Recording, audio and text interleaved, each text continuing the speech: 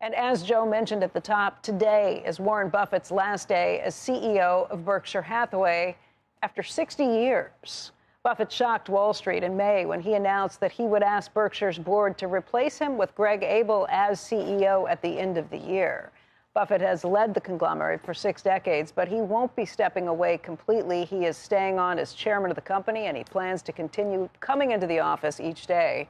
In fact, he's there not only 5 days a week, but I think he comes in sometimes 6 days a week, too, either a Saturday or a Sunday. Amazing. Is it Cherry Coke Zero or Cherry? No diet, no zero, full on. Yeah, he likes the full flavor. I like it, too. Sugar. Coke. I like it, too, but I drink Coke or Cherry Coke either way. Yeah, I just can't. The 140 calories, if you run on a treadmill for like a half hour, it's like 120 calories. It's like I can't. It's not a fair trade. But his record as an investor, what he's managed to do. Unbelievable. He's changed the.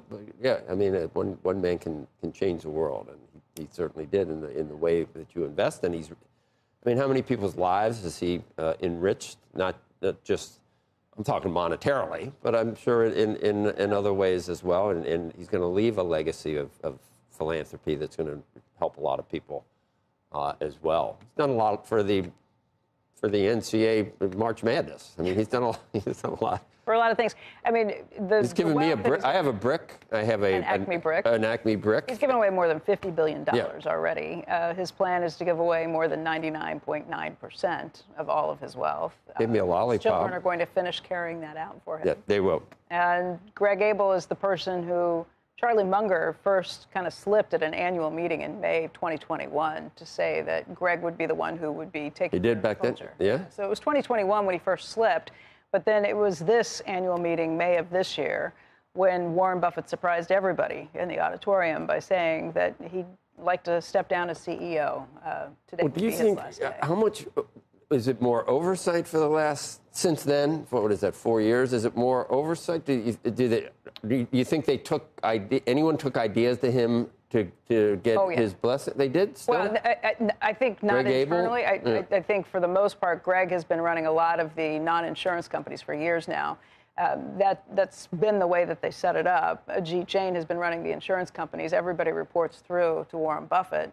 But Greg has done a phenomenal job, really in the operations business of trying to make sure that things run smoothly. And a lot of the problems that Warren Buffett didn't really want to deal with were the things that Greg Abel's been dealing with. But they work together very closely, and I know they still talk constantly. So there is a lot of back and forth, and I think that's great for Greg Abel, too, to be able to have Warren Buffett as a fire shield to anybody who wants to come along and say that you're not Warren Buffett, this is not your company.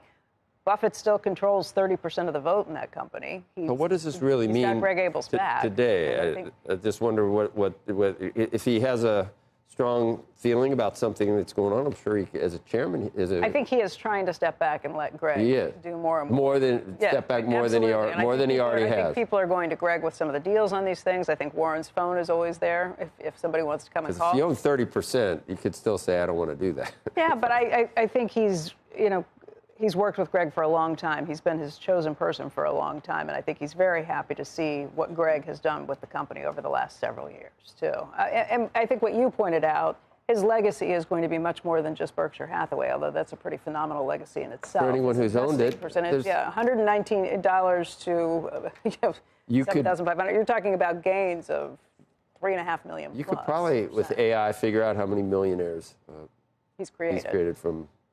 But I think it's also like his Thanksgiving letter that he wrote this year, talking about how you should behave in life, and kindness is an easy choice, and that's what you should really do. I think those messages are pretty important, too. He's got a huge following of people who admire not only what he's done in business and in investing, but what he has chosen to do in life. He's kind unless you're on the other side of a negotiation. Because especially when he was younger, I heard he was just an assassin. Like he doesn't make bad deals. No, I shouldn't say he doesn't. He does occasionally. But I mean, ruthless. That's a bad word. It has a bad connotation. But if you're spending your partners, he's always looked at the shareholders as his partners because it started out as a small group of family and friends. He's not going to overpay with. I wouldn't want to buy or sell anything to him. I think there have been a lot of pretty good deals where people on both sides. No, I'm sure. I'm sure. But he's not going to overpay. He hasn't. Right. No, and he hasn't been on the short. Charlie Munger once made a really interesting point. He said there are all of these companies that want you to overpay, but only once when you pay for them, and then they want to make sure if they're getting paid in stock because that's more tax advantageous that you never overpay for another company. Is he frugal? I mean, he gave me a NetJets. He just doesn't want anything. He gave me a NetJets card, and he lives in the same house he's lived in for. But it wasn't good for it. It just had my name. There was nothing associated with it. That would have taken nothing for him to give me a, couple of million on the. His plan with philanthropy has been trying to help the people who need the help the most, and you're not it.